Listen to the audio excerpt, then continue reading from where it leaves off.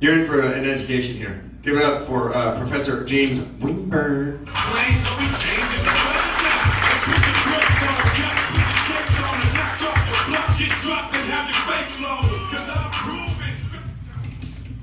Good evening, class. Good evening, Scottsdale. How are we all doing tonight? I said, how are we all doing? I can't hear you. That's much better. I thought tonight, in lieu of actual comedic content, that, well, since it wasn't working out anyway, that I would read to you excerpts from one of my favorite writers. This is Honoré de Balzac. Don't you like Balzac? But I'm just ashamed, really, because I tell you, there's nothing that I love better than to just hunker down and dig into a nice, heavy Balzac. Well, actually, you might be right. At times, Balzac can be a bit difficult to swallow. Instead, I will tell you about a recent trip that I took to San Francisco, where I found a delightful little dinner theater with the rather unlikely name of All Male Entertainment. Well, I thought to myself, I'm all male. I could use some entertainment. So I went in. In general, I found the San Francisco's extremely friendly. I never actually had so many men offer to buy me a drink. And in fact, I was absolutely delighted when I discovered that a good portion of the patrons were in fact very big fans of Balzac. The menu, however, was a bit disappointing, as everything seemed to be variations on a theme of tubed meat. There was one item, though, that caught my eye. It was called a sneaky butcher. And I had the waiter over, and I asked, what's a sneaky butcher? And he assured me that it was $20, same as downtown.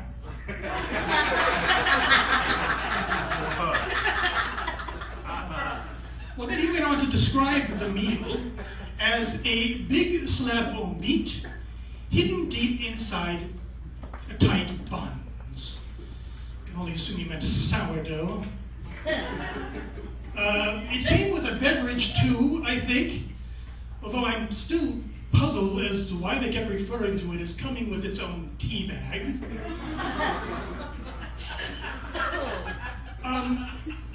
Actually, the meal itself tasted fine.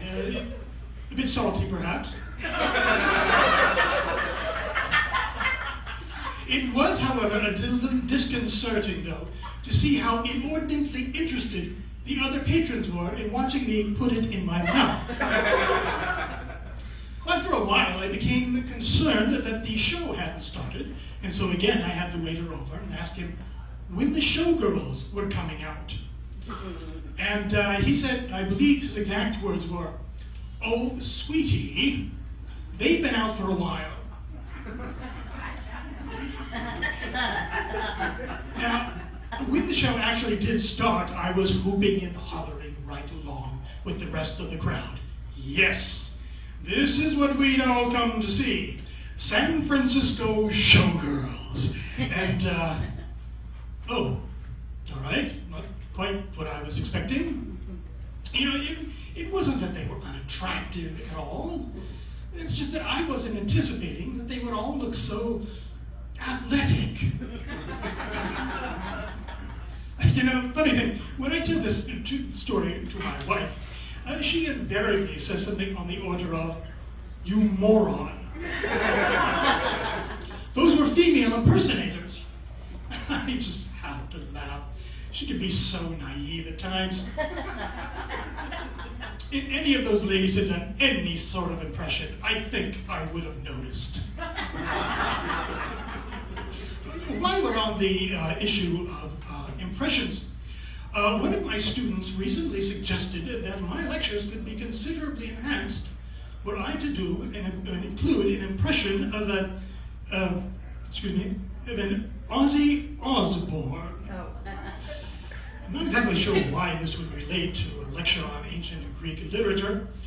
And to be honest, I was not familiar with this Mr. Osborne's body of work.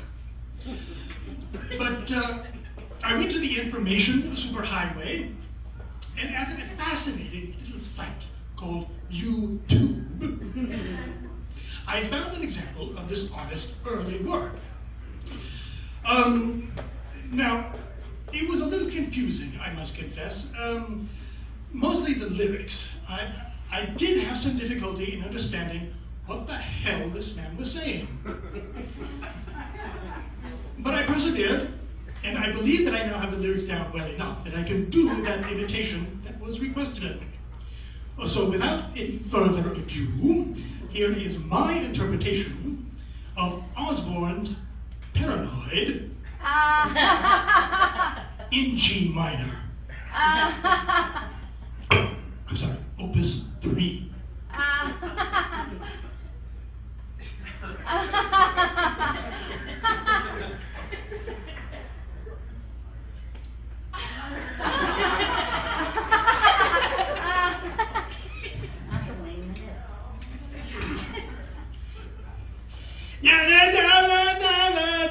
I'm singing the beginning line.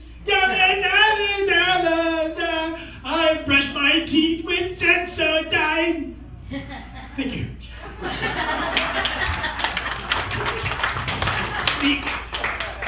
The odd thing about that impression is that although Mr. Osborne and I do bear some sort of resemblance now, there was a time when we looked absolutely nothing alike. Now, I understand that he went through some very extensive plastic surgery a number of years ago, and it occurred to me one day that because my looks have remained relatively unchanged in that time, Mr. Osborne has spent tens of thousands of dollars to look like me. Thank you very, very much.